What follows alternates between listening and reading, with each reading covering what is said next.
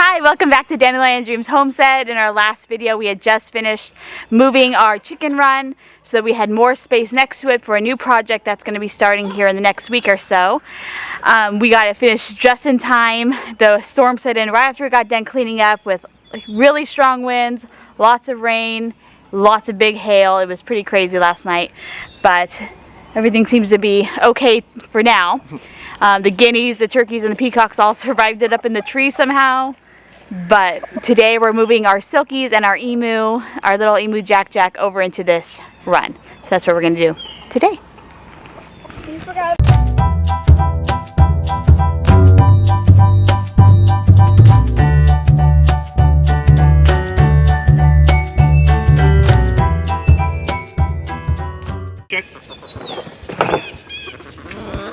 Alright, we're going to catch the silkies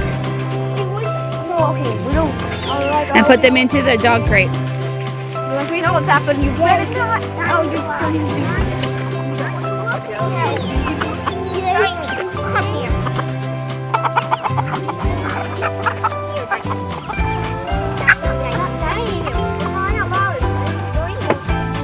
But close it. Close it. Alright, leave it like that and then go get more.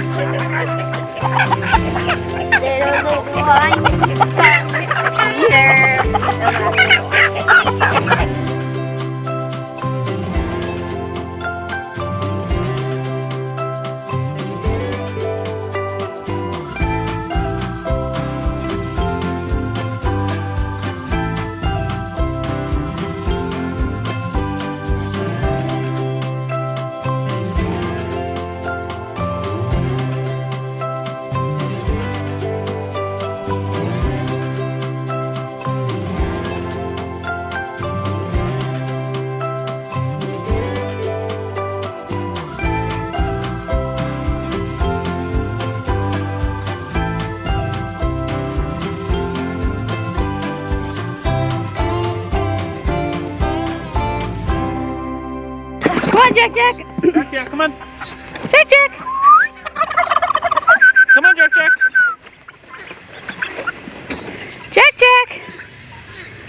Come on, Jack. Come on, everyone. You guys will probably have to pull them out. Come on, everyone. Betty's first. Nice. Oh, our crypt keeper jumped right out. He Get them into the run, okay? Yeah. Go ahead, Milo. No, they're coming out. They're coming out. There they go. There you go, Peter. Peter. Put them into the run. You don't have to be I'll let the sunshine isn't being mean.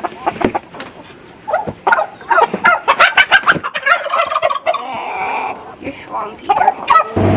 Well, you guys, this month Raymond and I are celebrating our 16th wedding anniversary.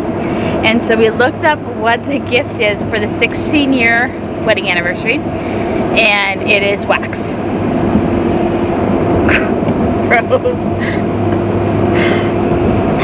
So instead of giving each other earwax, apparently, or a candle, because everyone knows everyone has enough candles, we decided to get something else. So we're taking a little journey today with the boys to go pick up our gifts to each other.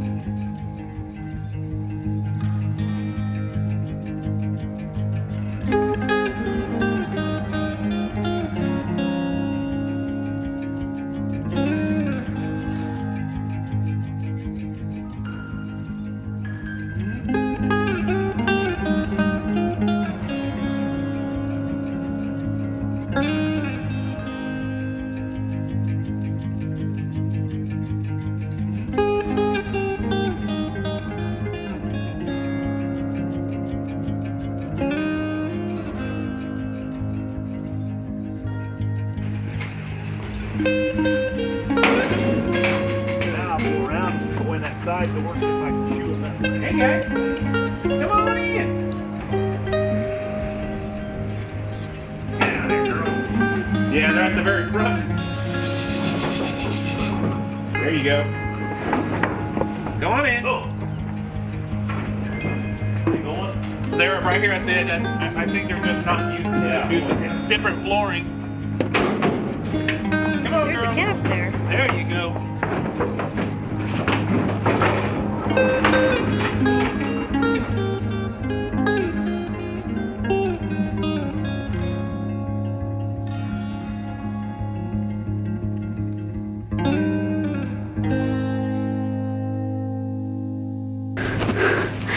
All right, you guys, we made it back. The sun is shining right now. We don't have any rain right now. So we're gonna try to unload these girls and get them into this front paddocks where the Silkies used to be.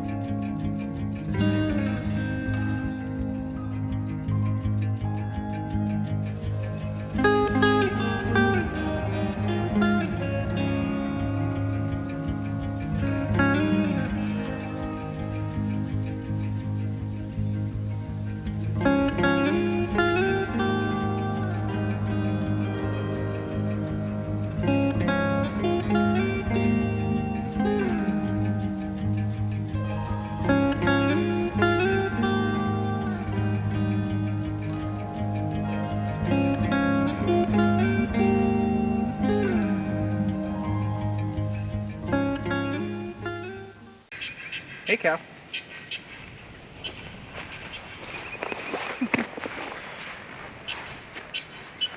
Well, if you haven't guessed it yet, we got each other beef. 2 cows. Well, I guess it's not really beef, but more like milk, because we got 2 heifers. A heifer is a female that has not had a baby yet. We decided to go with Dexters. And the reason why we decided to go with Dexters is because they're a naturally smaller breed. They are also I guess a triple breed, which means that they're good for meat, they're good for milk, and they can also be used like oxen to pull farm equipment and such. We aren't going to be using them for that purpose, but we do plan to use them for milk. Now, if you were to go with a Jersey cow, then you would get probably around 9.5 gallons of milk a day, and there is no way our small family needs that much milk. If we do calf sharing, where we have the baby still nursing on the moms, and then we milk once a day, we should be able to get between 1 and 2.5 gallons of milk per cow. That is probably just about as much as we will need, if we even need near that much. So we plan, of course, to make our own cheese, yogurt, butter, all the fun stuff, but then we can also sell our extra raw milk to people who are looking. So another reason why we went ahead and went with the Dexter is because they are smaller. They're a little bit more gentle on the land, so they won't trump up a lot, although it's super muddy right now, so it's kind of a bad example, but they're a little less aggressive on the land. So they're good grazers, and they're really good on grass. They'll also eat quite a bit less than a full-size cow or bull. So because of that, we don't need as much acreage for them, as much pasture for them to thrive on. They're also good about eating less desirable hays or alfalfas or grasses. They don't need such a high nutrient or specialized pasture for grazing. They can thrive off wild grasses and just whatever you have, really. So we have lots of different options with this breed of cow. Yeah, and since we don't have very much open land, it's actually a kind of a perfect breed of cow for us. Because we only have about 2.5 acres of open grassland that we're going to pasture in for them. So I think it's a perfect fit for these types of animals. Another thing we're really excited about with these two heifers is that they have been tested for the A2 gene. There are 2 different types of milk. Your typical dairy milk that you're going to buy from the store, the proteins are classified as A1 and A2, and most dairy breeds are A1, A2. Those are the 2 types of proteins that you're going to get in your milk. Dexters are known to be more prone to being A2, A2. People who are sensitive to lactose, or some people who are lactose intolerant, sometimes it can be that they are actually just allergic to the A1 protein, the casein in the protein that comes from A1 milk. So there are people that have tried A2, A2 milk that have had no problems digesting it, had no reaction to it. Now that's not saying everyone who is lactose intolerant or has a milk allergy can magically drink A2, A2 milk. People who have maybe a mild reaction to milk, maybe they have an upset stomach from it, constipation, maybe they have some kind of rash, there's a possibility that drinking A2, A2 milk will not affect them the same way, and they can healthily drink A2, A2 milk. So we're really excited about that. We're really excited to try it for our family to see if it affects us differently than whole milk does. We typically don't drink a lot of milk in our house because we just don't process it well here. So we're hoping that this will help, and if not, then we still do eat a lot of cheese, ice cream, heavy whipping cream, butter, yogurt. We all still eat all that. So we're excited to be able to at least make that for ourselves and then provide the community with some good, healthy A2, A2 milk. So now that we have them here, we have them in our front emu pen. We had Jack Jack in here. Earlier we showed you moving Jack Jack and the chickens over to the coop. Jack Jack was not having Nope, it. He was very upset about moving out of this pasture. He likes being right here next to the big emus, and we just realized that it was safer to keep him over here. He was really fighting us. And if you watch our other videos, you know that a while back he cut his neck with his foot and just had a huge laceration, and we didn't want to risk that happening again. He was kicking pretty hard, not wanting to go. So we decided, let's just keep him in here and see how it goes. We were a little worried about bringing these new heifers in here and them being scared and trampling him, but actually it went pretty well. Jack Jack was a little stressed at first, but by day 2 he was chasing those cows away from him. So they were more afraid of him than he was of them, for sure. So it was pretty funny to see.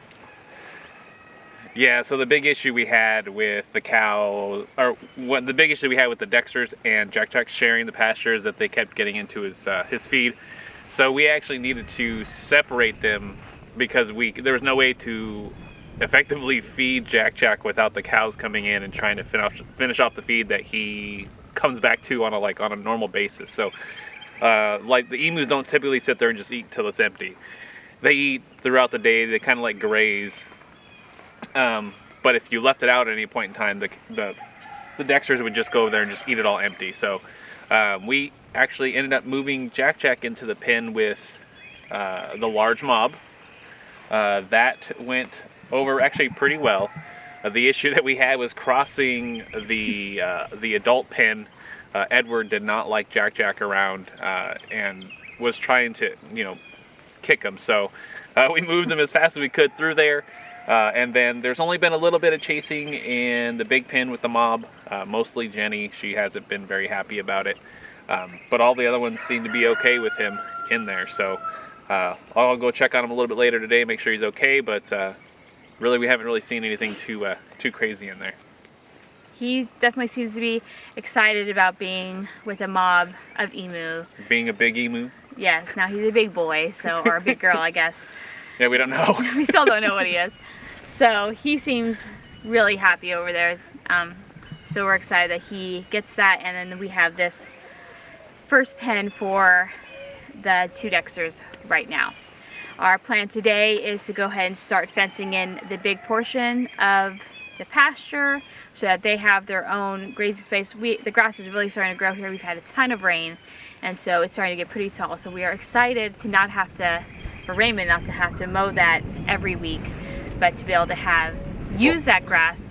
Definitely don't mow that every week. To be able to use that to our advantage and be able to actually use that resource of all this grass that grows so proficiently here in Missouri. So we're gonna measure it out, see how many T-posts we need today, and then hopefully find a store that has the tall T-posts. We do still want to continue with the 8-foot T-post, and we're going to fence it in. That way, if we do raise emu for meat later on, we have the option of also them going in there. Mm-hmm. Cow and emu combined. Cows. People do raise their emu with their cattle, so it's not going to be a crazy idea for us to let them run together at all, as long as everybody can get along. So that is an option. We would like to be able to open up all the pens and the big pasture for them to go back and forth whenever they'd like when it's not breeding season. As breeding season gets closer, we will separate them again because the emus do get territorial and aggressive. But for now, we'd like for them to have all of this room to run and explore and eat the grass. So that is the plan. We're going to fence it off tall so that the emus can go in there and the Dexters can eat all of the grass.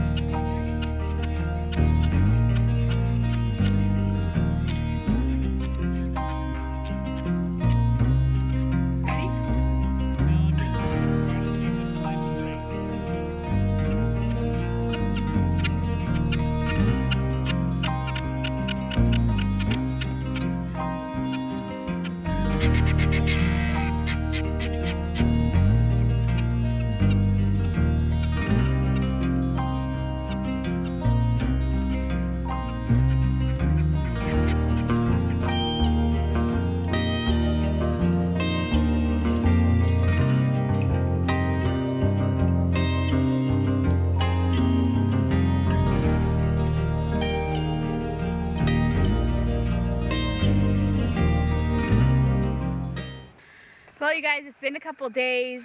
We've been really battling a lot of thunderstorms and a lot of lightning.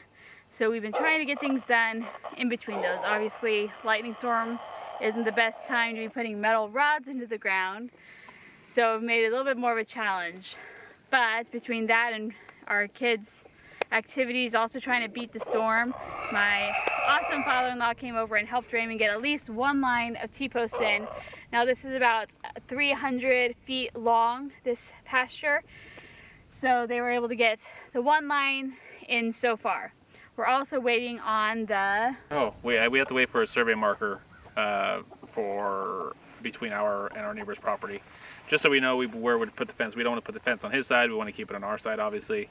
So we're just waiting for him to mark it so we know where to build the fence that far over. So that's pretty much where we're at. We're just waiting for that before we start running the other two sides of the fence because, you know, we don't want to put it where it's not supposed to be. Yeah, so we're just waiting for that so we can continue on. The other new development is that Jack just did not work out in the big emu pasture. He did great that day and he did great overnight, but then the next day Jenny, one of our big emus, decided she didn't like him there and she didn't want him there and started picking on him. So we went ahead and moved him back to the front pasture. But it worked out because really the first pasture, the first emu pen really doesn't have the grass growing like the other two pens are. I think it's probably the heavy rains and it all just kind of floods into this front pasture. So I think maybe that's contributing to the grass not growing as well. So we now have the cows in the very back where there's lots of tall grass. It's also the biggest pen that we have. And the other emus are doing just fine with them. The only issue is they want to eat the emu feed, but we were able to actually hang those buckets on the outside of the fence, and the emus can still stick those long necks over and get food, and the cows leave them alone.